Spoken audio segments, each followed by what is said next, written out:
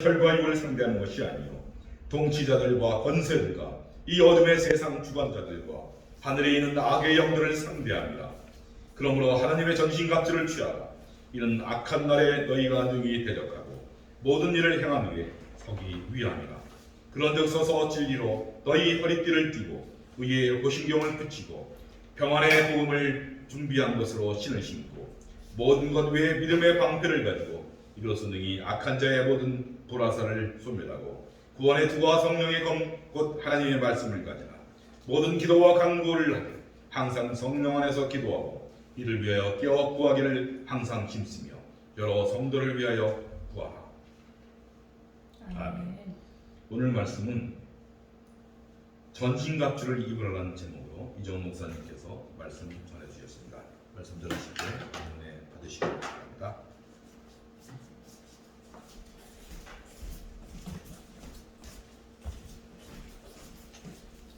할렐루야.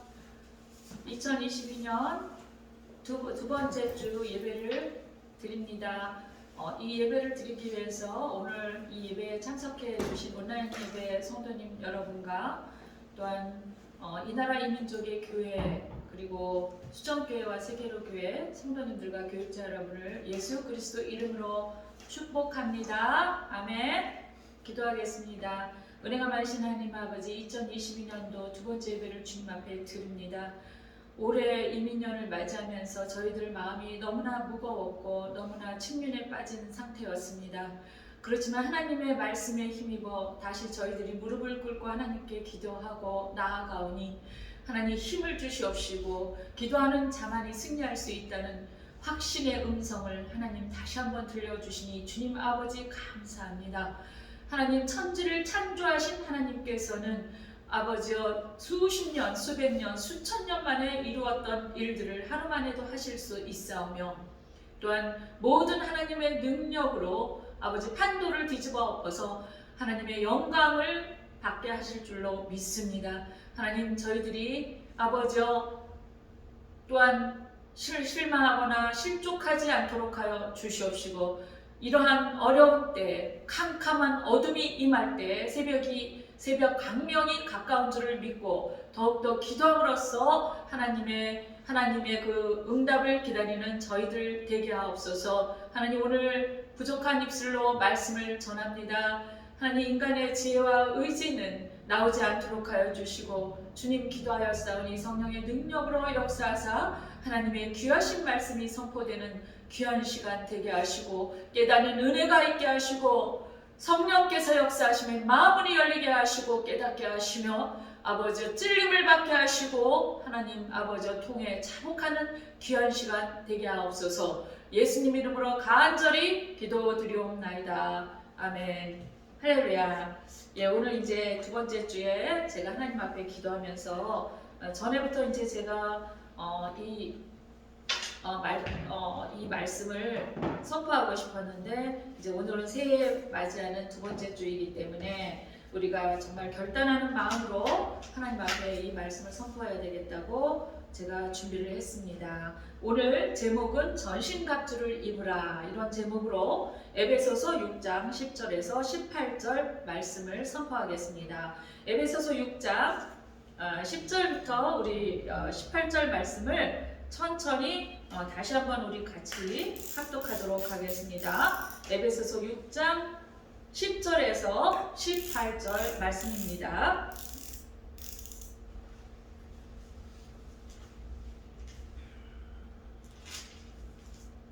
에베소서 6장 10절에서 18절 말씀. 끝으로 너희가 주 안에서와 그 힘의 능력으로 강건하여 지고 마귀의 관계를 능히 대적하기 위하여 하나님의 전신갑주를 입으라. 우리의 씨름은 혈과 육을 상대하는 것이 아니요 통치자들과 권세들과 이 어둠의 세상 주관자들과 하늘에 있는 악의 영들을 상대함이라. 그러므로 하나님의 전신갑주를 취하라. 이는 악한 날에 너희가 능히 대적하고 모든 일을 행한 후에 서기 위함이라. 그런즉 서서 진리로 너희 허리띠를 띠고 의의 호심병을 붙이고 평안의 복음이 준비한 것으로 실을 신고 모든 것 위에 믿음의 방패를 가지고 이로써 능히 악한 자의 모든 불화살을 소멸하고 구원의 투구와 성령의 검 곧 하나님의 말씀을 가지라. 모든 기도와 간구를 하되 항상 성령 안에서 기도하고 이를 위하여 깨어 구하기를 항상 힘쓰며 여러 성도를 위하여 구하라. 아멘.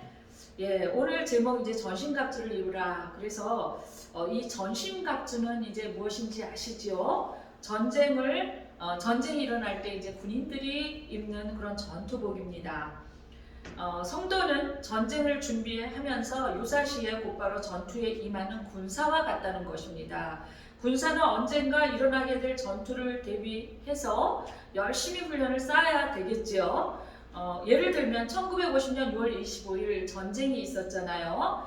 북한의 남침 당시 남한의 군사들은 거의 훈련도 되어 있지 않았다고 합니다. 그래서 그 결과 북한의 병력은 낙동과 하류 지역까지 파죽지세로 점령해 왔습니다. 그런데 나중에 이제 메가다워 장군의 인천 상륙 작전으로 이제 남한에서 다시 이제 이렇게 북한 쪽으로 차고 올라가서 38선을 겨우겨우 이렇게 긋고 이제 우리가 승리를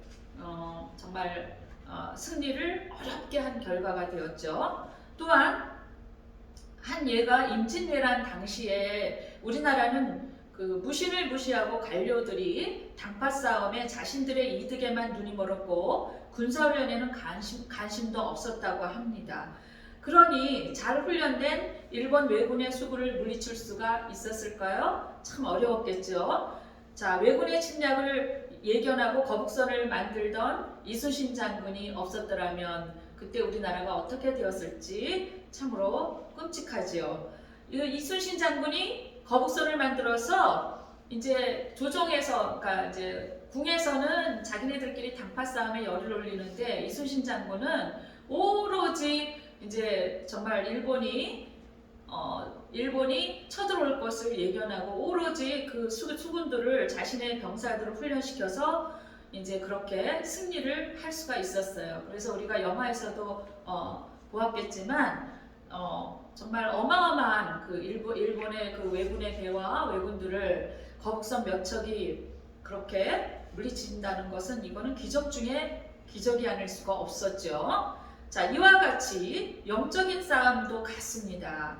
초대교회의 성도들은 말씀과 성령으로 무장하여서 다가올 환난에 늘 대비해 있었습니다. 그리고 그때는 로마인들의 그런 핍박이 심했어요. 그리고 또 유대인들의 그런 핍박도 무진장 심했죠. 같은 혈육이면서도 그렇게 크리스찬들을 굉장히 핍박을 했습니다. 그러니 얼마나 훈련을 받아야 되겠습니까?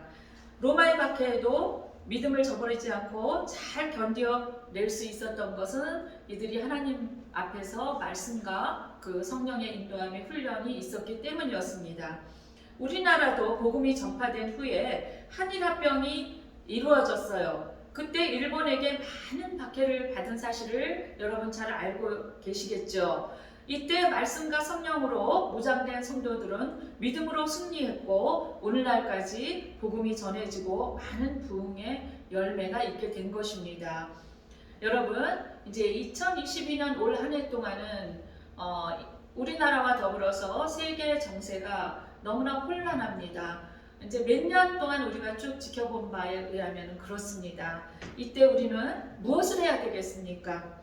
어쩌면 그 이전 어느 때보다도 극심한 영적 전쟁을 치러야 할 한 해가 될지도 모릅니다.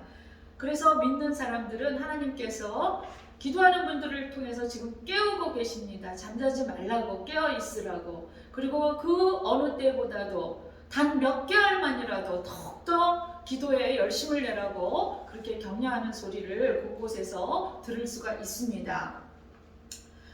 이번에는 대통령 선거가 있고 또 코로나로 인한 나라의 정책으로 교회가 폐쇄되고 공예배가 무너지고 교회 공동체가 흩어지고 또 백신 주사의 여부에 따라서 자유와 인권이 무너지고 낙태니 동성애니 이런 하나님의 법과 어긋나는 이런 법률 통과로 불법이 합법화되고 이렇게 하나님의 가치관과 어긋나는 문화와 정치, 세계관이 쓰나미 같이 밀려오고 있습니다. 이 혼란한 시대를 살면서 우리는 어떻게 믿음을 지킬 수 있을 것인가 고민하지 않을 수가 없지요. 그러면 그리스도의 군사로서 우리가 어떻게 다가올 영적 전쟁을 대비해야 하는지 오늘 말씀을 통해서 살펴보도록 하겠습니다. 첫째로 사도 바울은 이렇게 말을 합니다. 주 안에서 능력으로 강건해야 한다고 말합니다. 10절에 보시면 정말로 너희가 주 안에서와 그 힘의 능력으로 강건하여지고 이렇게 말했지요. 육신의 몸이 강건해지기 위해서 우리는 무엇을 합니까? 운동을 하든지 또는 보약을 먹든지 또는 좋은 음식들을 가져서 먹어야 됩니다. 그리고 편식을 하지 않고 골고루 영양가가 골고루 갖춰지도록 먹어야 합니다. 그러면 우리는 영혼이 강건해지기 위해서는 어떻게 해야 됩니까? 영혼이 강건하다는 것은 성령 충만한 상태를 말합니다. 성령을 통해서만이 하나님의 능력이 임해서 영혼이 힘을 얻으며 강건하게 될 수 있습니다. 여기서 강건하여지고 이 말이 헬라어로는 엔디나무스테라고 합니다. 이 헬라어의 이 강건하여지고 이 문법은 수동태예요. 수동태로서 강건해지라는 의미입니다. 이 말은 무슨 말인가 하면 날마다 순간마다 강건해져야 함을 의미합니다. 근데 자기 힘으로 스스로 내가 강건해져야 되겠다고 해서 능동태로 강건해진다는 것이 아니에요. 수동태라는 거예요. 그 말은 무슨 말이에요? 날마다 순간마다 하나님만을 의지하고 예수님을 믿어야 된다는 것을 뜻하고 있죠. 자, 여기서 주 안에서와 그랬는데 이것은 어떤 말이 되겠어요? 주 안에서. 그러니까 강건해지는데 어디 안에서? 주 안에서와 그랬고 그 힘의 능력으로. 그러니까 주 안에서 그리고 주님이 주시는 그 힘으로 그 힘의 능력으로 강건해지라 이런 말입니다. 주 안에서와 이 말은 그리스도와의 연합을 의미하고 있습니다. 그러니까 내가 강건해져야 되겠다 해서 강건해지는 것이 아니라 그리스도와의 연합이 온전히 이루어진 상태가 돼야만이 강건해질 수 있다는 것을 의미하고 있습니다. 그리스도와의 연합을 통해서 그리스도께서 주시는 은혜에 의하여 그 뜻에 순종함으로 강건해질 수 있다는 것입니다. 또 그 힘과 능력으로 그랬는데 하나님께서 그리스도를 부활시키고 고향시키신 것과 마찬가지로 그리스도는 우리를 죄와 죽음의 속박에서 구원하시고 성령을 통해서 강건하게 해주십니다. 이 당시 에베소 교인들이 강건해지는 이유는 하나님의 전신갑주를 입고 영적 싸움을 해야 하기 때문입니다. 그때는 박해가 너무나 심했기 때문에 이들은 강건해질 필요가 있다고 바울은 생각한 거예요. 그래서 이렇게 권면을 하고 있는 것입니다. 이때도 마찬가지지만 지금도 마찬가지지만 이때도 비진리와 불의가 팽배한 세상이었습니다. 그리스도인이 승리하는 비결은 자신의 신앙적 경험과 지식에 의존하는 것이 아니라 과거에 내가 어땠어, 이랬어, 뭘 많이 해야 돼 이런 틀 안에 갇혀 있는 것이 아니라는 거예요. 지식적으로만 가지고 있어야 된다는 것이 아니라는 거예요. 그래서 그리스도인이 승리하는 비결은 이런 경험과 지식적인 것에만 의존하는 것이 아니라 주의 능력으로 강건해진다는 것입니다. 아멘. 둘째로 11절에 보시면 마귀의 괴계를 능히 대적하기 위하여 하나님의 전신갑주를 입으라 그랬어요.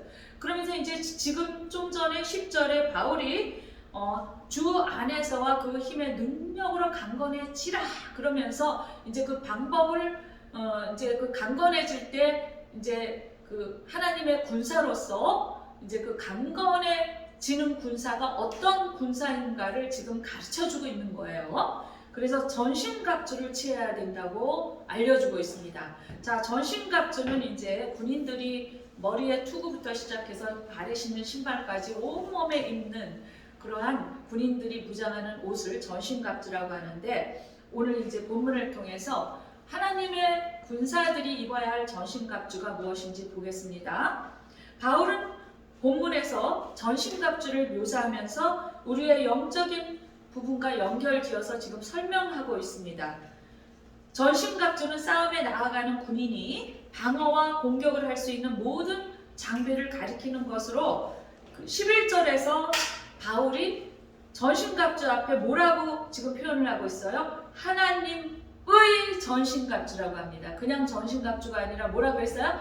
하나님의 전신갑주. 영어로는 소유격, 헬라어로는 속격이라고 해요. 속격, 소유격. 누구의 전신갑주가 누구의 소유라는 거예요? 하나님의 소유라는 것을 알려주고 있습니다. 즉 하나님의라는 속격을 사용한다는 것은 전신갑주가 하나님에게서 오는 것임을 나타내고 있습니다. 이 전신갑주는 하나님께서 우리에게 입혀주셔야만 우리가 취할 수 있는 것이라는 겁니다. 앞에서 언급된 그 어떤 요소 하나하나가 우리 스스로 취할 수 있는 것은 하나도 없다는 것입니다. 자, 한편 에베소 교인들의 영적 싸움의 대상이 뭘까요? 오늘 이제 본문에 나온 것처럼 마귀의 괴계라고 나와 있죠. 마귀의 10절에 11절에 마귀의 관계를 능히 대적하기 위하여, 목적이 뭐예요? 전신갑주를 입는 목적이 지금 11절에 나와 있어요. 하나님의 전신갑주를 입으라. 하나님의 것이라는 것입니다. 하나님의 전신갑주를 입는데 왜 입어야 된다는 거예요? 전신갑주를 입어야 되는 목적이 무엇이라는 거예요? 마귀의 괴계, 마귀의 관계, 간교한 개교를 말하겠죠. 마귀들이 정말 보통 수완이 아니에요. 우리가 두려워할 것은 아무것도 없지만 우리에게는 대장이신 예수님이 계시기 때문에, 그 예수님이 주님의 보혈로 우리를 다 덮으시고 보호하시기 때문에 두려워할 이유는 없지만 마귀는 보통이 아니라는 것을 나타내고 있어요. 우리가 사람의 힘으로, 사람의 지혜로, 의지로 이길 수 있다는 것입니까? 절대로 이길 수 없다는 거예요. 누구를 의지하면 돼요? 예수 그리스도를 의지해야만 이길 수 있다는 것을 말해주는 것입니다. 그래서 전신갑주를 입는 목적이 뭐다? 마귀의 관계를 능히 대적하기 위해서 전신갑주를 입어야 한다는 것을 말하고 있습니다. 그래서 에베소 교인들의 영적 싸움의 대상은 누구다? 마귀입니다. 그 마귀의 괴계를 말하고 있습니다. 마귀의 헬라어는 디아블로라고 하는데 이것은 단수로 나타내고 있어요. 즉 적대 세력의 우두머리는 한 사람, 지도자는 한 사람이어야 되죠. 이 우두머리를 의미하고, 괴계라는 것은 이제 곳곳에 4장 14절 또 오늘 6장 11절에 나타난 바와 같이 관계, 강교 이런 것을 말하고 있습니다. 이러한 적대 세력은 인간의 배후에서 유혹하면서 그리스도인들 개인은 물론 교회를 분열시키려는 것이 목적이에요. 교회를 분열시키고 또 하나님께 가까이 가는 성도들을 하나님과 멀리하게 하고 또 기도를 못하게 하고, 이것을 이러한 관계나 괴계를 쓰는 일이 바로 마귀의 할 일이라는 것입니다. 그래서 그리스도인들은 마귀의 수많은 유혹과 공격에 대해서 담대히 맞서서 싸워야 됩니다. 그래서 바울은 뭐라 그랬어요? 마귀를 대적하라 그랬어요. 물론 지혜롭게 피할 때는 피해야 돼요. 자, 누구를 피하라 그랬어요? 이단들과 말 섞지 말고 피하라고 했어요. 또 누구를 피하라고 그랬어요? 죄 짓는 자들은 한두 번 훈계한 후에 피하라 그랬어요. 그래서 고린도 교회에서 이렇게 유부녀가 이제 유부남과 간통하는 그런 일들이 일어났을 때 이제 뭐라 그랬냐면, 바울이 한두 번 권면한 후에 그들이 말을 듣지 않으면 그들을 내쫓아라. 그리고 그들을 피하라. 가까이 하지 마라. 이렇게 피하는, 죄를 피하라는 것이에요. 그런데 마귀는 어떻게, 나를 공격하는 마귀가 있으면 어떻게 해야 된다는 거예요? 대적하라 그랬어요.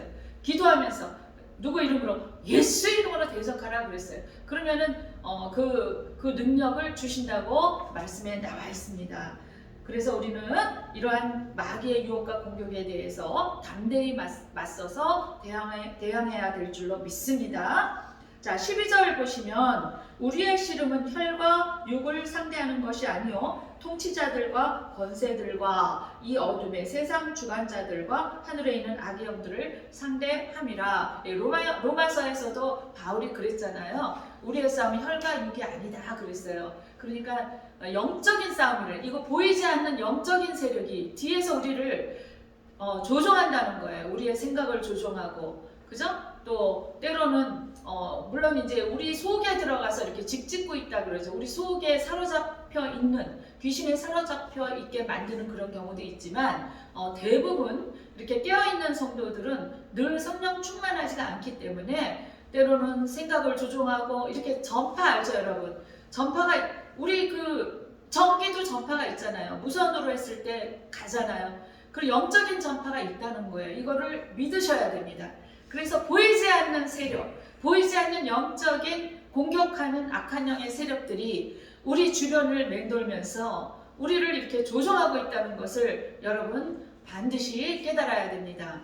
그래서 늘 우리가 말씀으로 우리 자신을 무장하고 늘 입술을 조심하고 혀를 조심하고 그 보이지 않는 악한 영의 공격을 받아서 그 조종받은 대로 그대로 행동하거나 그러면 안 된다는 것을 의미하고 있습니다. 그래서 늘 말씀으로 무장하고 불현듯이 문득 어떤 안 좋은 생각이 떠오를 때 그것이 안 좋은 생각인지 그것이 안 좋은 말인지 어떤 때는 분별도 안 돼요. 왜 그럴까요? 말씀이 없기 때문이죠. 성령님께 사로잡히지 않았기 때문이죠. 성령님께 사로잡히거나 말씀이 들어있으면 불현듯이 어떤 생각이나 어떤 계획이 떠올랐을 때 깨달아야 된다는 거예요. 이거 하나님이 원하지 않는 거야. 마치 체질상으로 이미 성령님께 사로잡힌 바가 되었기 때문에 많은 시간이 걸리지가 않죠.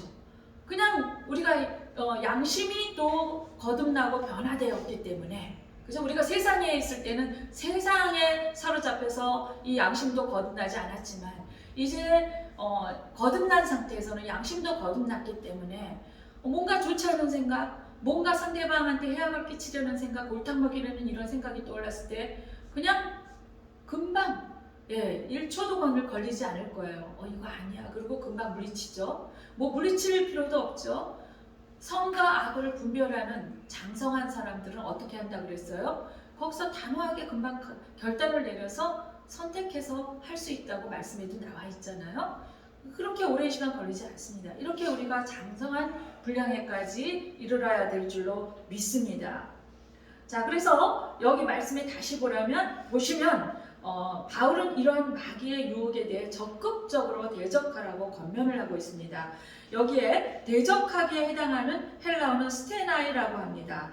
이것은 군사용어로서 적대자에 대해 어떤 자세를 취하는 것을 뜻하고 있어요. 그리스도인들은 마귀의 수많은 유혹과 공격을 받습니다.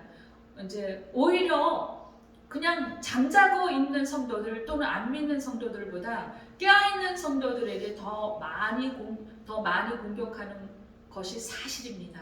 정말 사실이에요. 그래서 이 마귀의 수많은 유혹과 공격에 맞서서 대항해야 될 줄로 믿습니다. 자, 우리의 씨름은 혈과 육을 상대하는 것이 아니라고 했는데 여기서 씨름은 헬라어로 팔레라고 합니다. 이 씨름은 싸움이나 전투를 가리키는 말인데 그리스도인들이 싸워야 할 적들은 유한하고 연약한 인간의 본성을 지닌 혈과 육이 아니라는 거예요.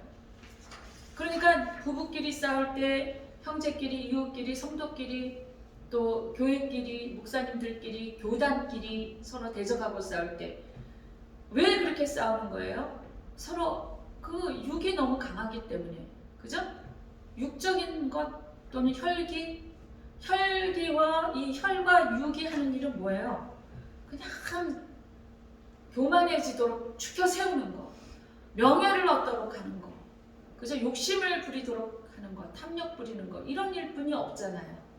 그러니까 싸울 수뿐이 없는 거예요. 그죠? 서로 그냥 좋은 선의의 경쟁을 하는 것이 아니라 상대방을 짓밟고 자기가 먼저 올라가려는 그런 마음, 욕심, 그렇죠? 예, 그냥 거룩한 욕심은 참 좋잖아요. 제자들도 거룩한 욕심으로 서로 이렇게 경쟁하는 것처럼. 그런데 혈과 육의 상태에서는 그런 육적인 욕심뿐이 나타나는 것이 없다는 것입니다. 그래서 싸울 수뿐이 없어요. 여기서 정사와 권세는 그 당시 영지주의자들이 섬기는 악한 영의 세력을 의미하고 있어요. 우리 공중권세라고 들어봤죠? 공중권세를 잡고 있는 그런 악한 영들을 여기서 정사와 권세라고 말을 하고 있는 것입니다. 또 그 뒤에 어두움의 세상 주관자들 그랬는데, 이 어두움의 세상 주관자들은 본래 인간의 운명과 세상의 문제를 결정짓는 어떤 별을 의미하고 있어요. 옛날에는 이제 별로 점도 치고 그랬잖아요. 그래서 이런 별과 연결된 것으로 이방신이나 로마 황제 혹은 영적 세력에게 적용되기도 했습니다. 뭐 태양을 숭배하는 것, 태양신, 또 별, 달, 이제 이슬람교가 이제 태양과 별과 달 이 모든 것을 섬기는 그러한 종교잖아요. 그러한 영적인 것을 지배하는 것이 바로 여기서 말하는 어두움의 세상 주관자들이라고 표현한 것입니다. 또 하늘에 있는 악의 영들이라고 표현한 것이에요. 여기서 하늘에 있는 그랬는데, 하늘에 있는은 뭐 우리 그 하나님이 계시는 하늘, 천국을 의미하는 것이 아니라 여기에서의 하늘에 있는 악의 영들 할 때 하늘에 있는은 불순종의 아들들이 지배하는 영이 거하는 공중권세가 잡고 있는 공중권세를 잡고 악한 영들이 지배하고 있는 그 하늘을 뜻하고 있는 거예요. 이제 여기에 대해서는 이제 좀 여러 가지 학설이 있는데, 이제 그 루시퍼가 교만해져서 하나님의 자리까지 올라가려다 이제 떨어졌잖아요. 그럴 때 루시퍼가 지배하고 있는 그곳을 공중이라고 말을 하고 있다고도 합니다. 악한 영들이 그래서 초자연적 영역의 존재들이라는 것을 이 말에서 시사하고 있습니다. 초자연적 영역의 존재들이라는 거예요. 천사들도 초자연적 영역의 존재들이지만 천사들은 하나님의 명령을 받고 움직여요. 그런데 이 악한 영들은 사탄의 명령을 받고 움직이고 있으니까 더군다나 초자연적인 영역에서 능력이 있다 보니까 우리가 그들을 인간의 유한한 힘으로 이길 수가 있겠습니까? 절대 우리 힘으로는 이길 수가 없어요. 그죠? 6장 13절 보십니다. 그러므로 하나님의 전신갑주를 취하라. 이는 악한 날에 너희가 능히 대적하고 모든 일을 행한 후에 서기 위함이라. 아까 11절에 전신갑주를 입으라 그랬는데 그 목적이 왜 그렇다고 했어요? 마귀의 관계를 대적하기 위하여. 그런데 지금 13절에도 전신갑주를 입는 목적이 또 나와 있습니다. 여기 13절의 본절은 뭐뭐하기 위하여라는 헬라어로 히나라고 하는데, 이 뭐뭐하기 위하여 이제 영어로서는 뭐 투부정사의 목적 이렇게 하는데, 이 헬라어로도 목적절이 나와 있어요. 그래서 이제 헬라어로는 히나라고 하는데 뭐뭐하기 위하여라는 목적절이 나와 있는데, 이것은 그리스도인들이 하나님의 전신갑주를 입어야 하는 목적을 나타내고 있습니다. 자, 우리 다시 한번 13절 읽어볼까요? 그러므로 하나님의 전신갑주를 취하라. 그러면서 목적이 나타났죠. 이는 악한 날에 너희가 능히 대적하고 모든 일을 행한 후에 서기 위함이라. 그래서 11절하고도 같이 연결된다고 볼 수가 있겠죠. 마귀의 괴계를 대적하기 위해서, 또 악한 날에 대적하기 위해서, 악한 날에 마귀가 공격하는 날에, 또는 환난 날에, 우리 요한계시록 보면은 환난 날이 있잖아요. 저는 믿습니다. 이제 환난 날이 곧 가까웠다고 믿습니다. 요한계시록의 시대에 우리가 살고 있다고 믿습니다. 저뿐만 아니라 많은 믿는 사람들이 지금 그렇게 믿고 있습니다. 그러면 환난 날에 우리가 승리하기 위해서는 어떻게 해야 되겠어요? 이 환란 날은 정말 우리가 상상할 수도 없는 그런 날이 될 것입니다. 그래서 아까 이제 일본을 얘기했는데 일제 시대 때 순교한 분들이나 이제 시대를 거쳐오면서 오지에서 순교한 분들의 그러한 것은 아무것도 아닐 수가 있어요. 많은 사람들이 배역하고 배교를 할 것입니다. 왜? 너무나 힘들고 그 세상과 타협하지 않으면 살 수가 없는 날이 오기 때문에 그렇습니다. 이러한 환난 날에 요한계시록에서 말하는 환난 날에 끝까지 우리가 인내하면서 믿음을 지키고 이제 예수 그리스도가 재림할 날을 기다리려면 어떻게 해야 되겠습니까? 그리고 천년 왕국까지 가려면 우리가 어떻게 해야 되겠습니까? 그래서 성도의 인내를 보라. 요한계시록에 하나님께서 말씀하셨어요. 요한을 통해서 성도의 인내를 보라. 이거 뭐예요? 인내하기가 그렇게 힘든 그러한 시절이 온다는 거예요. 많은 사람들이 배교하고 배역하게 되는 그러한 시대가 오는데 그럴 때 우리가 끝까지 인내해야 되지 않겠습니까? 지금까지 우리가 이 편한 환경에서 이렇게 믿음을 지킨다고 지킨 것이 이것이 지킨 것입니까? 아닙니다. 지금도 북한이나 또 다른 이슬람 국가 같은 그런 나라에서는 그냥 하나님만 믿는다. 하나님 자만 올려도 죽는 거예요. 입으로 고백해도 죽는 거예요. 그러니까 그들이 뭐라 그래요? 그냥 부인해라 그래요. 예수님을 부인하라고. 그래서 제가 지난주에도 말씀드렸죠. 입술로 고백하는 것이 그 정도로 중요합니다. 물론 지혜를 써서 잠시 잠깐 요거 그냥 살짝 저들을 속이고 그냥 안 믿는 척 한번 하고 그냥 일단은 살고 그냥 몰래 잘 믿으면 되지 하지만 그게 아니에요. 그건 다른 차원입니다. 절대로 그것이 아닙니다. 입술로 고백한 것은 그렇게 아주 중요한 거예요.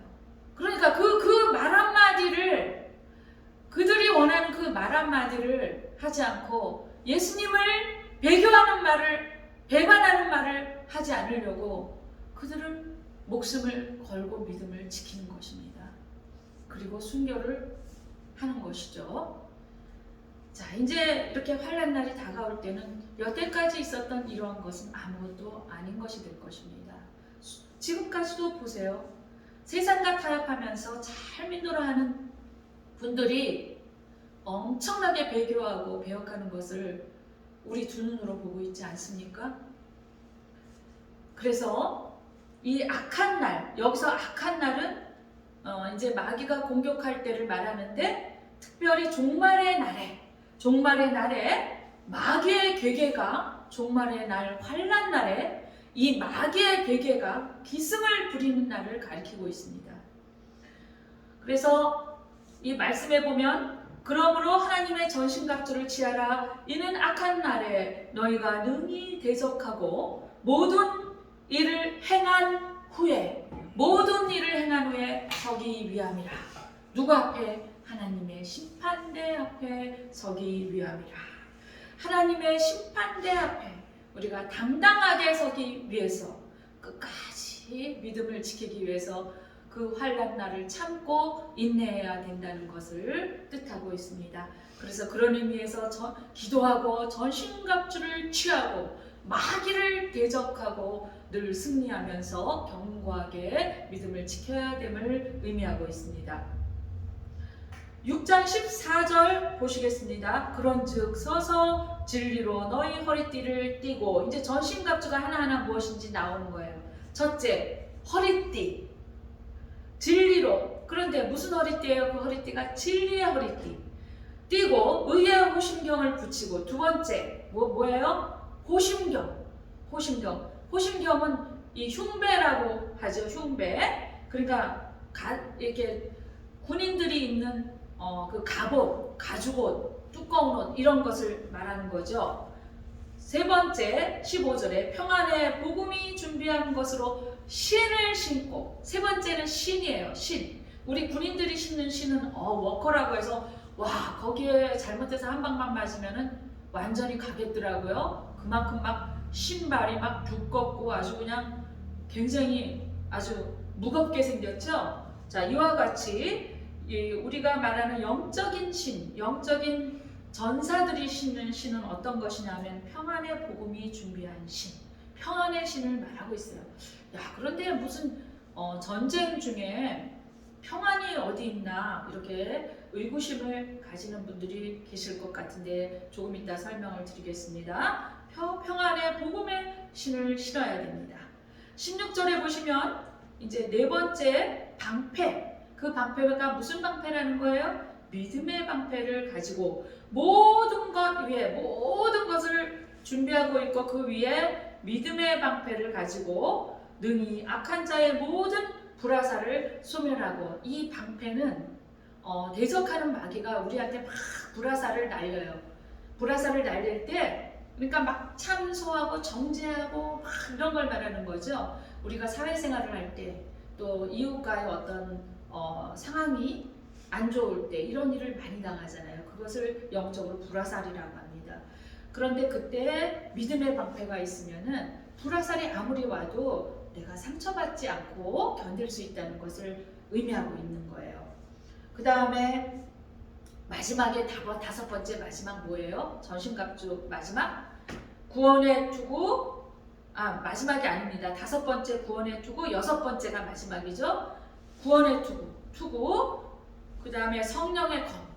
성령의 검 곧 하나님의 말씀을 가지라. 이렇게 몇 가지라고 그랬어요? 여섯 가지가 전신갑주의 내용입니다. 그런데 여기서 딱 하나 무기에 비유되는 게 하나가 있어요. 뭐예요? 성령의 검. 다른 것들은 그냥 방어하는 거예요. 그죠? 다섯 가지. 여섯 가지 중에 다섯 가지는 방어하기 위해서 입고 쓰고 하는 거예요. 입고 쓰고 신고. 그런데 한 가지 무기가 뭐예요? 성령의 검. 이 성령의 검은 말씀의 검입니다. 이 말씀의 검으로 마귀를 공격하기도 하고 방어하기도 한다는 것을 의미하고 있습니다. 그러면 짧은 시간에 우리가 다시 한번 볼까요? 진리로 너희 허리띠를 띠고 그랬는데 6장 14절에 당시 의복은 발목까지 내려오는 긴 옷이었어요. 여러분 영화를 봐서 알죠? 예수님도 긴 세마포 옷을 그 발목 밑에까지 무릎 밑에까지 입고 다니셨는데 긴 옷이었어요. 그래서 전투를 위해서는 이대로 나가면 될까요? 우리나라도 한복 입고 전투에 나갈 수는 없었겠죠. 자, 이럴 전투를 위해서는 어떻게 해야 됩니까? 옷을 붙들어 매야 됩니다. 그래서 엘리야도 옷을 붙들어 맸고 선지자들이 하나님의 명령을 받고 그것을 하러 갈 때 이렇게 하나님께서 옷을 매라. 전투를 하러 가는 거예요. 옷을 붙들어 맸습니다. 이렇게 허리띠가 군인의 동작을 기민하게 해주듯이 그리스도인들이 지닌 진리, 성도로 하여금 어떤 상황에서도 다급해하거나 당황하지 않고 능히 대처할 수 있게 해주는 무기입니다. 자, 근데 여기서 진리라는 것은 무엇이냐면은 하나님의 말씀이라는 의미도 되겠지만, 이 진리에 대해서 이제 학자들 간에 조금 이제 약간 여러 설이 있는데, 제가 보기에는 말씀이라는 의미도 있겠지만 여기서 말하는 진리는 하나님의 말씀으로 정확한 분별을 해서 모든 진상을 파악하는 진리, 진실을 말하고 있어요. 정확하게 분별해서 그 상황을 파악을 해야 된다는 것입니다. 그 진상 진리를 정확하게 파악을 하고 전쟁 중이다 하고 딱 결단하고 준비를 해야 하는 그 상황을 말하고 있는 거예요. 그래서 진리로 너희 허리띠를 띠고 그 다음에 의의 흉배를 붙이고 그랬는데 당시의 군인들은 가죽이나 구리로 만든 흉배를 가슴에 붙였다고 합니다. 그러니까 이제 이렇게 옷 안에 이렇게 특별히 그 가슴 부분은 이제 심장을 찔리면 죽잖아요. 심장하고 머리가 잘리면 그대로 죽잖아요. 그렇기 때문에 이제 특별히 거기다가 그 가죽 같은 것을 붙였다고 합니다. 그래서 적의 공격으로부터 방어를 했습니다. 그렇지만 성도의 방어 무기가 무엇이 되겠어요? 의로움이에요. 의로움, 또 정직함, 바로 진실한 생활을 말하고 있습니다. 그래서 저도 이제 그런 것을 많이 경험을 했는데 정말 신앙으로 이렇게 의로움과 거룩함과 정직함으로 똘똘 뭉쳐진 그러한 신앙인한테는 어떤 공격이 이렇게 간다 할지라도 그 사람이 특별한 어떤 액션을 쓰거나 어떤 방어를 쓰거나 이러지 않았는데도 상대방에서 금방 기가 꺾이거나 상대방에서 어떤 시기 질투로 공격하려고 하다가도 금방 자신이 스스로 부끄러워서 깨닫고 돌아가는 그런 상황을 제가 많이 보았습니다. 그래서 이렇게 의롭고 진실하고 정직한 사람은 하나님이 특별히 보호해 주신다는 것을 의미하고 있겠죠. 6장 15절에 보시면 평안의 복음을 예비한 것으로 신을 신고, 복음의 신이에요. 신. 이 복음의 신에 대해서 또 이사야 52장 7절에는 이렇게 표현되어 있어요. 좋은 소식을 전하며 평화를 공포하며 복된 좋은 소식을 가져오며 구원을 공포하며 시온을 향하여 이르기를 내 하나님이 통치하신다 하는 자의 산을 넘는 발이 어찌 그리 아름다운가. 여러분, 우리의 발이 어디로 가야 되겠어요? 교회로 가야 되겠죠. 우리의 발이 어디로 가야 되겠어요? 기도원으로 가야 되겠죠. 기도하는 자리로 향해야 되겠죠. 그런데 우리의 발이 흥청망청 술을 먹는 자리, 또 그 노름하는 자리, 또 여인네가 있는 자리, 또 가늠하는 자리, 이런 데로 흥청망청 발걸음이 가면은 그것이 복 있는 발입니까? 아니죠. 그것은 저주가 되는 발이 될 것입니다.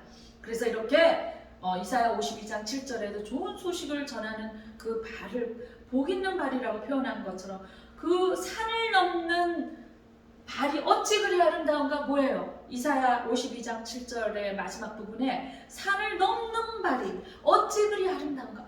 그 발이 아름답겠어요? 산을 넘으려면 그 발이 찔리고 피 흘리고, 그렇죠. 또 맨날 며칠 발을 못 씻어서 냄새가 날 수도 있고, 땀에 쪄들어서 뭐 그럴 수도 있고, 다쳐서 고름이 날 수도 있는 그 발이 어떻게 아름다울 수가 있겠어요? 그런데 하나님이 보시기에는 그 발이 너무나 아름답다는 것이에요. 자, 그래서 이렇게 복음의 신을 신고 그랬는데, 그냥 단순하게 복음의 신이 아니라 평안의 복음을 예비한 것으로 신을 신고 그랬어요. 복음을 전하는 자는 이렇게 그 복음 자체가 평안을 가져온다는 것을 의미하고 있는 거예요. 복음 자체가 평안을 가져온다는 것을 의미하고 있습니다. 그래서 평안의 복음을 예비한 것으로 신을 신고, 그런데 전쟁이라는 상황 설정에서 아까도 제가 잠깐 말씀드렸지만 이 평안이라는 말이 좀 모순되는 듯 보여서 의구심을 가지는 그런 성도님들 계실 것 같은데요. 그렇지만 영적 전쟁의 궁극적인 목표가 평안이죠. 평안입니다. 그런데 그 평안이 세상의 평안은 물론 아니지요. 영적인 평안, 하나님이 주시는 평안입니다. 우리가 사단이 막 공격을 해올 때 굉장히 이게 벌써 느껴요. 그 전파라는 말로 맞을지 모르지만 뭔가 아무것도 보이지 않지만 벌써 느껴요. 영적인 것은 현실로 드러나는 것보다 더 빠릅니다. 제가 언젠가도 말씀드린 것처럼 더 빨라요. 그래서 늘 기도를 하고 있는 성도님들이나 영적으로 예민한 분들은 느끼는 거예요. 그래서 뭐 우리 세상 사람들도 그런 거 굉장히 기민하게 느끼는 분들이 있잖아요. 뭐 육감이 강하다 그러죠. 세상 사람들은 그런 육감으로 그렇게 민감하게 반응할지 모르지만 이 영적으로 반응이 와요. 영적인 반응이. 그럼 벌써 굉장히 뭔가 불안하고 이거 뭔가 이상하다. 어디에서 이거 지금 영적인 공격이 있구나. 나한테 오는 것일까? 내 가족일까? 내 자식일까? 이제 이렇게 생각하면서 그때는 바로 기도에 들어가야 됩니다. 이렇게 영적인 공격을 느낄 때 평안하지가 않아요. 그래서 기도를 한참 하면은 이제 뭔가 이렇게 마음속이 평안할 때 그때는 바로 승리를 하나님이 확신해 주는 그런 때입니다. 이 평안이 올 때까지 기도를 해야 되는 거예요. 평안이 올 때는 이제 승리를 확신할 수가 있습니다. 그래서 전쟁의 그 궁극적인 목표는 바로 평안이에요. 그렇죠? 그래서 그리스도의 십자가로 인해 제시된 하나님과 인간의 평안임이 바로 전쟁의 궁극적인 목표입니다. 그럴 때 비로소 이러한 모순을 극복하고 이해할 수가 있다고 믿습니다. 자, 6장 16절 보시겠습니다. 모든 것 위에 믿음의 방패를 가지고 이로써 능히 악한 자의 모든 불화살을 소멸하고, 예전에 이 성경에는 화전이라고 그렇게 표현되어 있어요. 화전, 한문으로. 화전은 불화자를 써서 불화살을 의미하는데, 모든 것 위에 믿음의 방패를 가지고 그랬는데 방패란 적의 불화살 공격을 방어하기 위해서 중무장한 무사가 지니고 있던 무기입니다. 성도로서 닥치는 유혹을 막는 길은 오로지 믿음입니다. 믿음은 그리스도의 능력을 의지하는 온전한 신뢰를 의미하고 있습니다. 내가 믿습니다 말로만 한다고 믿는 게 아니에요. 믿습니다 하는 것은 뭐 무당도 무당신한테 믿습니다 그렇게 하기도 하고요. 뭐 다른 신을 믿는 그런 사람들도 믿습니다 합니다. 부처를 믿는 분들도 믿습니다 합니다. 그냥 입술로만 믿습니다 하는 것이 아니고 나더러 주여 주여 하는 자마다 다 천국에 가는 것이 아니니라 하는 말이 그 말이에요.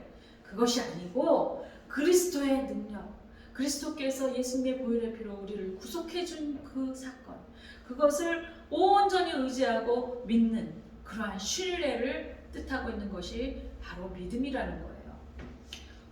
2000년 전에 일어난 사건이지만 하나님은 뭐라고 말씀하셨어요? 하나님은 언제의 하나님이다? 아브라함의 하나님, 이삭의 하나님, 야곱의 하나님이다. 이게 뭐예요? 과거와 현재와 미래의 하나님이라는 거예요. 그래서 어제도 계셨고 오늘도 계셨고 앞으로도 계실 영원하신 하나님이라는 그런 표현을 시편에서 쓰는 것처럼 하나님은 이렇게 무소부재하시고 영원하게 오늘이나 과거에도 존재하셨고 오늘 지금 이 시간에도 우리 옆에 계시고 앞으로도 계실 그 하나님이라는 것을 믿어야 된다는 것입니다. 아멘. 믿습니다. 한편 악한 자의 모든 불화살은 11절에서 언급된 11절에서 마귀의 관계라고 나와 있잖아요.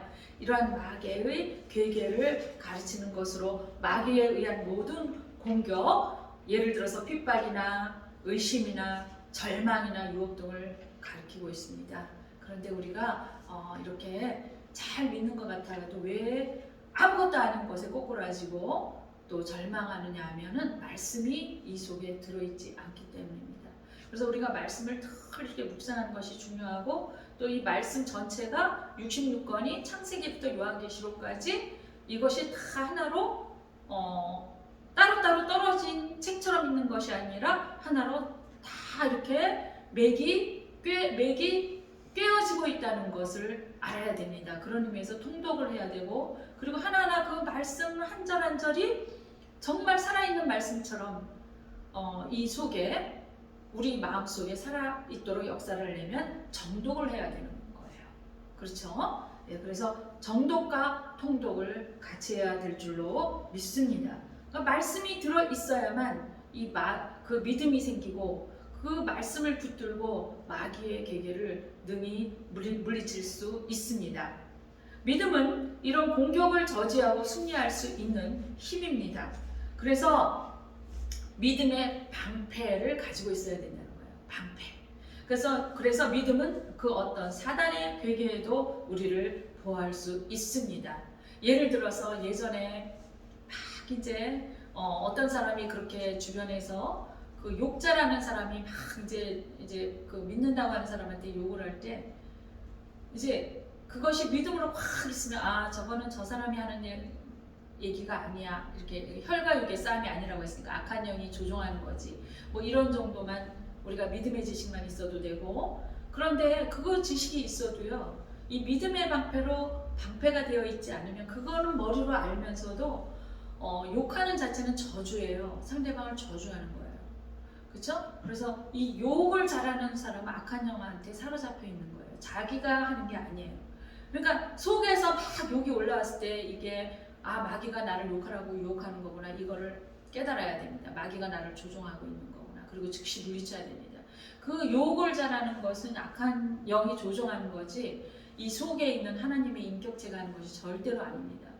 그런데 그래 악한 영이 하는 거지 거기까지는 됐는데 이게 믿음이 없으니까 이게 그래서 우리가 이 영적인 존재가 참 신비한 거예요. 나는 이 머리 이론적으로 지식적으로는 그래 저거 영적인 건데 저 사람이 하는 게 아닌데 알면서도 이것이 막 가슴이 아픈 거예요. 가슴이 아프고 막 가슴이 찢어지고 막 눈물 날 것 같고 막 그러면서 동시에 미워지는 거죠. 그 상대방이 이제 미움이 들어오는 거죠.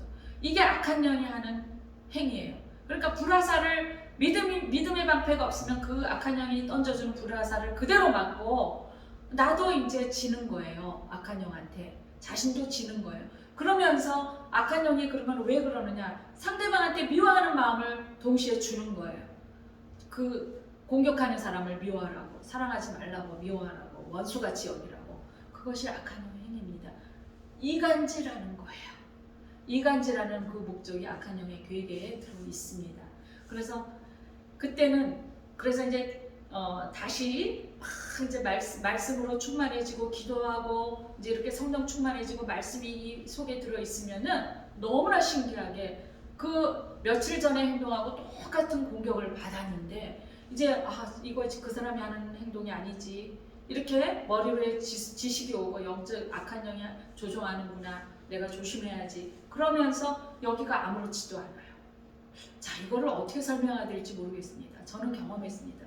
이 부분이 분명히 며칠 전에는 여기가 막 너무 가슴이 찢어질 듯이 아팠는데 이제는 그 성령 충만하고 영적으로 무장을 딱 한 상태가 되니까 아무리 상대방에서 뭐라고 그래도 이게 아무렇지가 않는 거예요.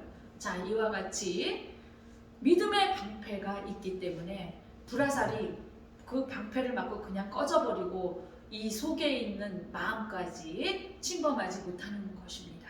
이와 같이 우리는 믿음의 방패가 반드시 있고 이 방패를 반드시 우리가 가져야 한다는 것을 뜻하고 있습니다. 아멘. 그래서 구원의 투구라고 했는데 이제 17절에 우리 구원의 투구를 한번 보겠습니다. 이 머리에 쓰는 건데 구원을 받았다고 믿음을 가지고 있는 사람은 이 구원의 투구가 씌워져 있다는 거예요. 이 구원의 투구가 전장에서 군인의 신체 중에 가장 중요한 부분이죠. 이 심장 다음에 중요한 부분이 이거죠. 그죠? 이것이 가장 중요할까요? 이거 다음에 심장일까요? 그러면 아까는 심장이 중요하기 때문에 의의 흉배를 붙인다고 했는데 이 머리가 굉장히 중요합니다. 이 머리를 방어해 주는 것처럼 구원의 투구가 머리를 방어해 주는 것처럼 우리의 구원은 비단 지나간 죄의 용서뿐 아니라 현재와 미래의 구속을 확신하게 해준다는 것입니다. 그리고 이 구원의 투구를 쓰고 있지 않으면 그러니까 자신도 모르게 이게 벗겨져 있을 때가 있겠죠. 성령 충만하지 않기 때문에. 그럼 악한 영이 어디를 공격하느냐? 머리를 공격하는 거예요. 그러면서 막 계속 정죄를 하는 거예요. 네가 구원받았다고 웃기지 마. 너는 예전에 이런 죄를 지었잖아. 너는 쓸모없는 인간이야. 막 이런 거 막 공격하면은 이제 머리로 이제 그걸 받아들이게 되고 이제 그것이 또 마음으로 내려가고 이제 그래서 막 절망하게 되고 이제 이런 게 온다는 거죠. 자, 그래서 구원의 투구를 항상 쓰고 누가 정죄를 하든 누가 참소를 하든 또 어떤 악한 영이 조종해서 생각으로 그것이 떠오르던 좋지 않은 생각이 떠오르던 이거는 좋지 않은 생각이야. 나는 하나님께 구원받았어 하고 능히 물리치는 성도님들 되시길 축원합니다. 하나님께서 예수 그리스도 안에서 주신 구원은 악한 세력과의 전투에서 그리스도인들을 보호하는 전신갑주 중에 하나입니다. 여기서 이제 그 다음에 성령의 검 하나님의 말씀을 가지라 그랬어요. 이것이 어떻게 보면은 가장 중요한데 여기 전신갑주 중에 6가지 중에 다 중요해요.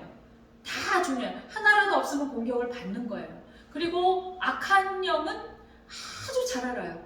저 사람이 어디가 취약점이다. 너무너무 잘 알아요. 그래서 그 부분을 공격하는 것입니다. 여러분 세상 속에서도 우리 좀 교활한 친구를 만나든가 어떤 교묘하고 교활한 그런 사람이 있을 때 공격할 때 아주 희한하게 잘 알잖아요. 상대방이 그 약한 점을 너무나 잘 알잖아요. 그런데 하물며 악한 영은 오죽하겠습니까? 얼마나 잘 알겠습니까? 우리 성도가 아무리 그 전신갑주 6가지를 다 가지고 있다 할지라도 그 중에 한 가지가 없으면 악한 영은 너무 기가 막히게 잘 알고 거기를 취약점으로 알고 약점을 파고들 것입니다. 그래서 여러분 성령 충만하시길 축원합니다. 이 중에서 제일 중요한 것은 성령의 검인데 이 성령의 검은 유일한 무기예요. 전신갑주 6가지 중에 유일한 무기가 성령의 검입니다. 다른 것들은 다 방어하기 위해서 있는데 이것은 공격하기도 하고 방어하기도 하는 검입니다. 성령의 검은 하나님의 말씀이며 성령님에 의해서 주어집니다. 하나님의 말씀은 성도들이 악의 세력과 싸워가는데 필요한 방어 무기이자 공격 무기이기도 합니다. 그러므로 마귀의 괴계를 물리치기 위해서는 날마다 성령의 조명하시는 은혜를 힘입어 하나님의 말씀을 묵상하시는 성도님들 되시길 축원합니다. 그래서 우리 6가지를 다시 정리를 해보면 진리의 허리띠를, 또 평안의 복음의 신을, 믿음의 방패를, 또 구원의 투구, 그리고 하나님의 말씀을 검에 각각 비유를 해서 6가지, 이 6가지가 전신갑주를 의미하고 있습니다. 이 비유를 자세히 살펴보면 앞에서도 말씀드렸지만 하나님의 전신갑주라고 했죠. 하나님의 소유라는 것입니다. 그래서 성령의 능력과 마찬가지로 전신갑주 역시 우리 자신의 의지나 노력으로 취할 수 있는 것이 아님을 알 수 있습니다. 그래서 사도 바울이 바로 그 밑에 기절에 뭐라고 했어요? 전신갑주 6가지를 쭉 사도 바울이 나열하면서 강건해지라 그러면서 오늘 첫 절에 10절에 너희가 주 안에서 능력으로 강건해지라 그러면서 이 6가지 전신갑주를 취하라. 군사가 되려면 이렇게 강건해야 되는데 강건한 군사가 되려면 6가지 이 전신갑주를 취해야 된다 하고 사도 바울이 권면하면서 마지막에 뭐라 그랬어요? 이것은 하나님의 소유라는 거예요. 그래서 마지막에 뭐라 그랬어요? 자신이 취한다고 취할 수 있는 것이 아니라는 거예요. 뭐라 그랬어요? 18절에 모든 기도와 간구를 하되, 기도와 간구를 해야만 취할 수 있다는 것을 의미하는 것입니다. 항상 성령 안에서 기도하고 이를 위하여 깨어 구하기를 항상 힘쓰며 여러 성도를 위하여 구하라. 자기 자신만을 위해서, 자기 가정만을 위해서 기도해야 된다는 거 아니에요. 성도를 위해서 기도하라는 거예요. 근데 여기서는 성도를 위해서 기도하라고 한다고 해서 성도님만을 의미하는 말이 아닙니다. 나라를 위해서. 그래서 뭐라 그랬어요? 나라를 정치하는 사람들을 위해서, 모든 나라의 상황들, 모든 교회를 위해서 기도하라는 거예요. 자기 자신만을 위해서 기도하라는 것이 아니에요. 그러면서 하나님께서 뭐라 그러시냐면, 왜 그러냐면 그것이 너희의 평안을 위해서 그렇다라고 말씀에 나와 있어요. 나라를 위해서 기도하고 나라의 정치를 하는 사람들, 지도자를 위해서 기도하라. 왜냐하면 그것이 바로 너희의 평안을 위한 것이니라고 말씀에 나와 있어요. 곧 그 기도는 우리 자신을 위한 기도라는 것입니다. 여기서 우리가 회개해야 될 줄로 믿습니다. 지금 나라가 얼마나 어렵습니까? 하나님은 그 나라와 그 의를 구하라. 물론 가족을 위해서 기도를 당연히 해야 됩니다. 가족을 위해서 기도하지 않아도 우리 이 가슴에는 우리 가족들이 가슴 속에 있기 때문에 하나님 다 하셔요. 그런데 특별한 기도를 해야 할 때는 해야 한다는 것을 의미하고 있는 것입니다. 지금 나라를 위해서 기도를 해야 되지 않겠습니까? 어떻게 기도하지 않고 이 나라 백성이라고, 이 나라 민족이라고, 이 나라 시민이라고 말할 수 있습니까? 이렇게 나라가 혼란하고 어려운데, 더군다나 우리가 믿는 사람이고 하나님께서는 깨어 기도하라고 명령하고 계신데, 이 어려운 때에 우리가 이 나라를 위해서 어떻게 기도하지 않을 수가 있습니까? 기도해야 될 줄로 믿습니다. 그래서 3번째로 성령 안에서 기도해야 된다는 것입니다. 성령 안에서 기도하라는 것이 무엇일까요? 성령의 능력 안에서 성령의 도우심으로 기도하는 것을 말합니다. 이러한 기도가 필요한 때에 대해서 바울은 어떻게 기도하라고? 무시로 그랬어요. 자, 무시로라는 말은 뭐예요? 시간이 없이, 다시 말하면 늘, 항상. 그래서 어떤 세번역에는 항상 이렇게 번역한 성경도 있어요. 그런데 그 말로도 부족해요. 이 무시로라는 말은 시도 때도 없이 기도하라는 거예요. 항상. 그런데 우리가 24시간 기도를 할 수 있습니까? 없습니다. 그럼 도대체 사도 바울이 뭐 기도만 하고 아무것도 하지 말라는 것인가? 도대체 무시로 기도하라는 말이 무엇인가? 이 말은, 이 무시로의 헬라어는 판티 카리노라는 말입니다.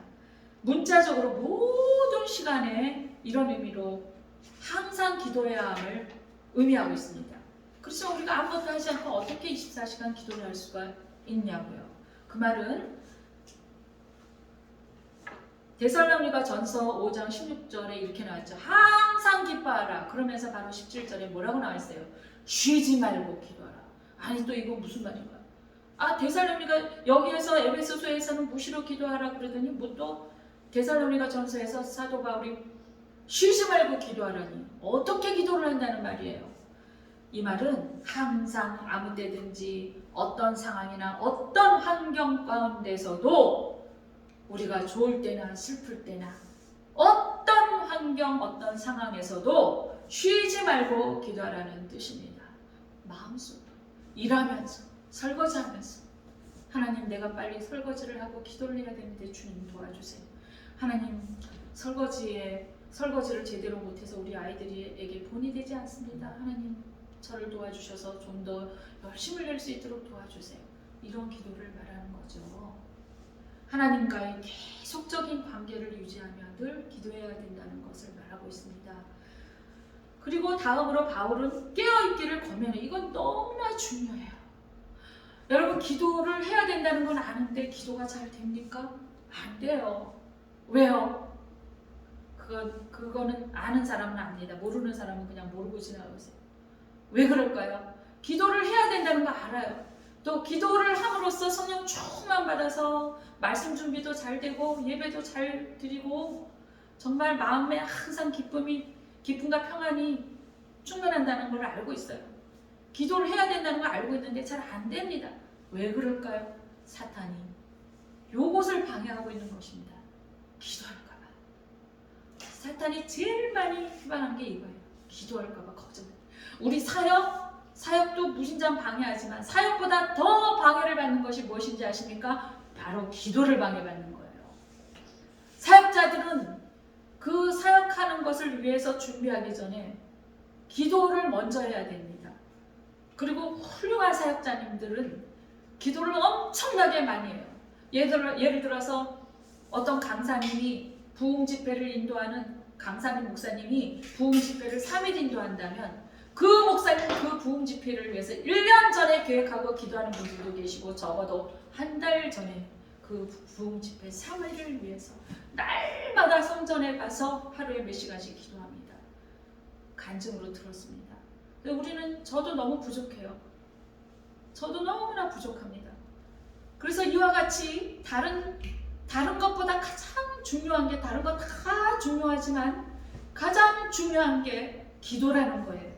이 기도를 통해서 그 사역에 성령님이 운행할 수도 있고 성령님이 활발하게 운행할 수도 있고 성령님이 작게 운행할 수도 있고 성령님이 전혀 운행하지 않을 수도 있고 이 기도를 통해서 오늘 사도 바울이 말한 것처럼 이렇게 하나님의 군사는 강건해져야 되는데 말세의 지말에 환난의 때를 대비해서 대적 마귀를 대항하기 위해서 이 하나님의 군사로서 강건해져야 되는데 그러기 위해서는 전신갑주를 입기를 권면하고 있는데 그 전신갑주를 입고 강건해지기 위해서 기도를 해야 된다는 것을 지금 18절에 말하고 있는 거예요.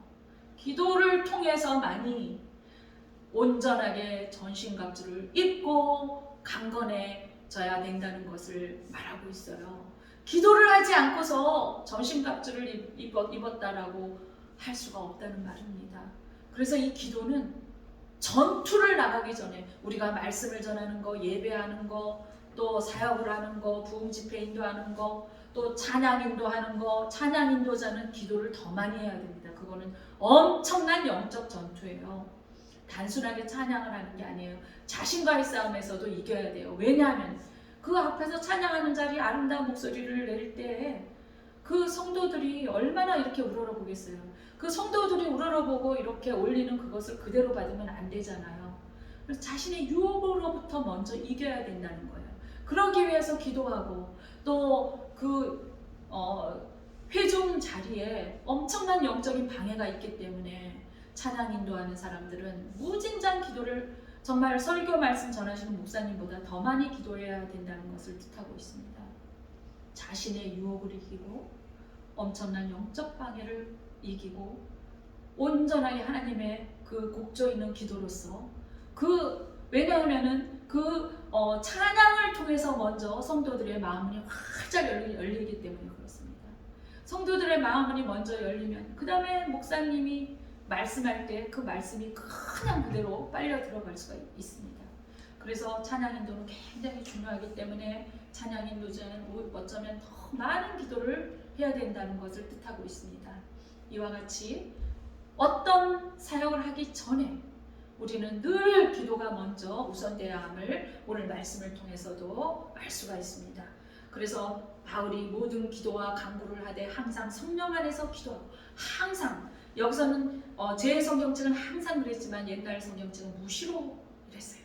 그리고 이제 조금 아까도 제가 말씀드렸지만 그 말은 그냥 쉬지 않고 기도해야 된다는 뜻이 아니라 우리가 늘 생활상에서 늘 하나님과 가까이 하면서 하나님께 다윗과 같이 질문하면서 이렇게 늘 무시로 기도해야 되는 것을 말합니다. 그러면서 뭐라 그랬냐면 기도하기 위해서 깨어있으라 그랬어요. 깨어있으라, 이를 위하여 그랬잖아요. 여러분 말씀을 잘 봐야 됩니다. 우리 18절 다시 한번 보시겠습니다. 모든 기도와 간구를 하되 항상 성령 안에서 기도하고 이를 위하여 그랬어요. 이를 위하여. 무엇을 위하여? 항상 늘 무시로 기도할 수 있도록 하기 위하여, 이런 말입니다. 늘 하나님과 가까이 하며 기도를 할 수 있도록 하기 위하여 깨어 구하기를 항상 힘쓰며 그랬어요. 깨어 구하기를 항상 있으며, 깨어 있으라는 거예요. 깨어 있는다는 건 뭐예요? 깨어 있는다는 거는 무엇이 필요합니까? 우리의 의지가 필요한 거예요. 이 단어의 말은 의지. 깨어 있는다는 것은 의지가 필요해요. 우리의 의지. 그래서 늘 깨어 구하기를 항상 힘쓰며 이렇게 표현한 거예요. 사도 바울이 깨어 있는 것은 자기의 의지, 자기의 노력이 필요한 것이기 때문에 그렇습니다. 영적 전쟁 중에 있는 그리스도인들은 늘 깨어있기를 힘써야 됩니다. 그래서 이 바울은 깨어있기를 권면을 하고 있는데 깨어있어야 하는 이유는 기도하기 위해서라고 말을 합니다. 기도하기 위하여 깨어있어야 한다는 것입니다. 아멘. 오늘 제가 여러분에게 들려드리고 싶은 핵심은 바로 18절입니다. 전신갑주를 입기 위해서는 깨어 있어야 되고 깨어 있어야만 기도할 수 있다는 것을 말합니다. 기도해야 된다는 거예요. 기도해야 된다는 거예요. 기도해야 되는데 어떻게 해야 된다는 거예요? 늘 깨어 있기를 힘써야 된다는 거예요. 잠자고 있으면 안 된다는 거예요. 영적으로 잠자고 있으면 안 된다는 거예요. 깨어 있어야 됩니다. 그래서 예수님도 제자들에게 깨어있으라 이렇게 명령하셨습니다. 여러분 기도가 얼마나 중요하냐면 예수님이 십자가에 달리는 날 그 새벽까지 그날 밤에 예수님은 늘 습관적으로 기도했다고 말씀에 나와 있죠. 그런데 십자가에 달리는 바로 전날에도 어떻게 하셨을까요? 우리 같으면은 와 이제 이렇게 얼마나 힘든 날이 오겠어요. 고통스러웠겠죠. 그러니까 좀 쉬어야 되겠다 이러지 않겠습니까? 예수님은 그날까지도 가서 기도했다고 했는데 그날은 특별한 날이기 때문에 새벽에 이제 기도를 하고 너무나 힘들어서 거기서 말씀에서 뭐라 그랬어요? 땀이 피와 같이 되었더라 그랬어요. 땀이 피와 같이 되었더라. 뭐 이제 과학자들에 의하면 정말 힘든 일이 있을 때는 이렇게 땀이 이렇게 피가 섞여서 나온다고 하더라고요. 그래서 어떤 것을 의미하는지는 모르지만 그 정도로 예수님께서 아주 힘들게 하나님께 기도하면서 하나님 이 잔을 옮길 수 있으면 옮겨주시는데 이 잔을 제가 받을 만하면 허락하시옵소서 이렇게 기도한 것 아니겠습니까? 그러니까 예수님은 지금 엄청난 우리의 대장으로서 엄청난 영적 전쟁을 지금 치러러 나가시기 직전에 있는 거예요. 그래서 예수님께서 우리 대신 피를 흘리셔야만 우리가 속량함을 받아서 자유함을 얻고 해방을 얻기 때문에 그것이 바로 전쟁이죠. 큰 전쟁이죠. 결과까지 정말 승리를 담보로 해놓은 전쟁을 예수님은 지금 하러나 그 전쟁을 치르러 나가기 직전에 하나님 앞에 엄청난 고통스러운 기도를 했던 것입니다. 기도가 그만큼 중요하다는 거예요. 전쟁을 치르러 나가기 전에 어떻게 기도하지 않을 수 있습니까? 우리가 말씀을 전하러 갈 때, 찬송을 할 때, 찬송 인도할 때, 사역을 할 때 이것이 바로 전쟁이에요. 예배를 인도하는 사람들은 많은 기도를 해야 된다는 거예요. 엄청난 전쟁이에요. 예배를 인도하는 분이 만약에 기도를 하지 않으면 성도들이 다 잠자고 있다는 것을 말하는 거예요. 그래서 굉장한 이 기도가 굉장히 중요한데 예수님이 이제 이렇게 조금 쉬러 와서 봤더니 다 자고 있었잖아요. 그러니까 너희가 한시도 깨어 기도할 수 없더냐, 깨어 있어라, 이렇게 명령하신 말씀을 우리가 볼 수가 있었습니다. 그래서 늘 깨어 있기를 힘써야 합니다. 마귀는 우리가 기도를 하지 못하도록 가진 괴계를 다 쓰고 있습니다. 우리 이러한 것을 분별하시고 깨어있는 성도님들 되시기를 예수 그리스도 이름으로 축원합니다. 바울이 능력으로 강건해야 한다는 사실과 함께 전신갑주를 취해야 한다는 사실을 언급한 후에 18절에 마지막으로 성령 안에서 기도해야 한다고 진술한 것은 앞에서 언급된 그 강건해지라는 말과 전신갑주로 취하라는 이 두 가지가 인간 스스로의 노력에 의해 가질 수 있는 것이 아님을 보여줍니다. 그래서 이는 기도를 통해서 성도가 하나님의 능력으로 강건해지며 또한 전신갑주도 취할 수 있기 때문인 것입니다. 성령은 하나님의 약속입니다. 약속이에요. 그런데 이 하나님의 약속은 구하는 자만이 받을 수 있고 하나님께 성령을 구하지 않는 사람은 성령 충만을 체험할 수가 없습니다. 기도는 하나님의 능력이 나타나는 통로입니다.